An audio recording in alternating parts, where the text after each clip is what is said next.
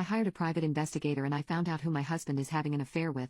Now he's screwed because I am going to start an all-out war. For a little while I've suspected my husband of cheating. I didn't have any justification for thinking or feeling this way, but I couldn't stop having this gut feeling that something was wrong. So I decided to keep a closer eye on him, and I still found nothing. And for a long time, I was angry with myself for suspecting him and for invading his privacy. We went to marriage counseling and I apologized for breaking his trust in me, and for a little while all was well. I can't believe I apologized to that lying sack of poop. But that wretched feeling never went away. I tried so hard to get over this feeling that he was deceiving me in some way, and I just couldn't. So I decided it was time to hire a private investigator instead of playing Inspector Gadget myself. Let me tell you, this was the best thing I ever spent money on. Within a month the PI was able to confirm my suspicions, but it was a shock to find out that it was his stepsister and his stepmother. Not only that he may be the father of his stepsister's newborn baby. I could have killed him, but I kept my composure and I kept this information to myself and continued to act as normal as possible. Believe me, that was a very difficult thing to do. I slowly started detaching from him and even moved into our spare bedroom, and we continued to drift apart. I moved out, got a new job, and started saving money for our divorce. I got my life in order. Now here we are almost a year later and in the final stages of our divorce, and I've still not told anyone.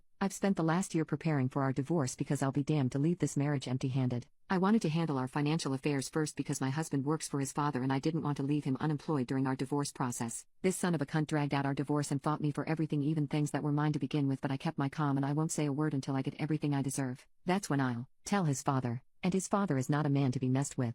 I've been assured the check will clear in 3 days, or less, and it's over for Robert, cause as soon as that money hits my account his mother, stepmother, stepsister, brother-in-law, and father will receive a beautifully written email with pictures and videos of what he has been up to. His dad will tear him apart. Count your days, Robert. Edit 1. I got my money. Time to send it. Edit 2. His stepmother and stepsister do not know about each other. I don't know how long he has been intimately involved with them, but I do know it started in adulthood for all involved. Update post. Let's clear some things up. When Robert's father remarried, Robert was already a 30-year-old man, so no, he wasn't intimately groomed, and his stepsister was 31 when she met him. Again, no one here is being intimately abused. All involved were already well into adulthood when meeting and when they started to F around. As for the money, well honey, that's money he owed me but was being a dick about giving it back. I invested in his business ventures and he refused to pay me my share. And that's not poop I was willing to let slide. You can't get a broke man to pay his debt. So yes, I wasn't going to let him be unemployed during our divorce. The aftermath.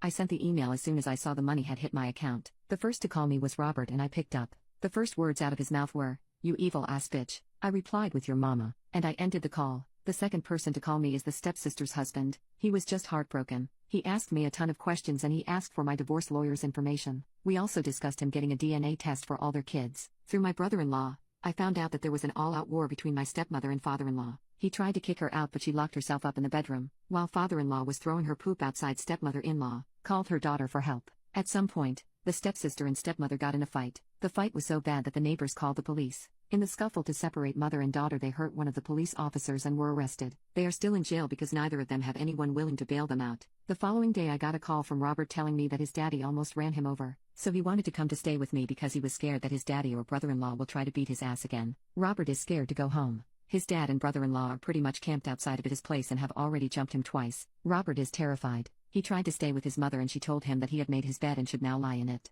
FYI, I am not done with Robert yet. I've got more planned for him. Update 2. Ex-sister-in-law is in deep doo-doo as the results for the DNA test came back and 0 out of 3 is his. Ex-brother-in-law is distraught. She doesn't even know who else could be the father. Heifer, how many men have you been betting, besides your husband and mine? Don't worry, I'll find out. Like, I knew she was a trifling old bag of bones, but I never knew she was this cold. Brother-in-law has decided to cut ties for his own sanity as he feared he might act in a way that is outside his character. Now I feel bad for those babies, but I understand why he had to leave. Did we, ex-brother-in-law and I, give a copy of the DNA results to everyone she knows? Yes, we did. Did I personally go out of my way to darken the steps of a church and make my testimony and hand out copies of the DNA results? I sure did. Ex-mother-in-law and her daughter have cut ties and are silently hating each other, but they are image-obsessed, so they kept things cute and silent. But a heathen like myself prefers to be cute and audible, and I haven't forgotten dear mother. So I went and gave my testimony in front her beloved peers and read out a couple of the vilest text messages she and my ex-husband exchanged. There were a lot of gasps and screaming, but I kept reading for as long as I could.